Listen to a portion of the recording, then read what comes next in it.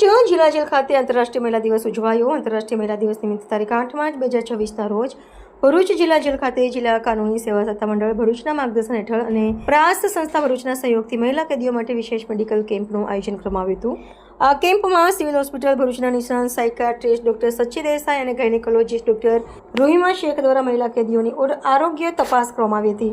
નિષ્ણાંત ડોક્ટરશ્રીઓએ મહિલા કેદીઓના માનસિક સ્વાસ્થ્ય તેમજ સ્ત્રીરોગ સંબંધિત સમસ્યાઓ અંગે માર્ગદર્શન આપ્યું હતું અને જરૂરી સારવાર તથા સલાહ પણ આપવામાં આવી હતી।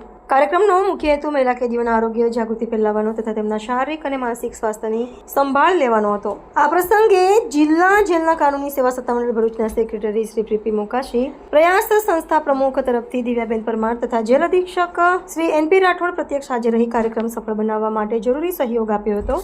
આ કાર્યક્રમમાં તમામ બંદીવાનોએ ઉત્સાહપૂર્વક ભાગ લીધો હતો તેમજ પ્રયાસ સંસ્થા ભરૂચ દ્વારા પુષ્પ અને પુસ્તકની ભેટ આપી કાર્યક્રમને સફળ બનાવ્યો હતો।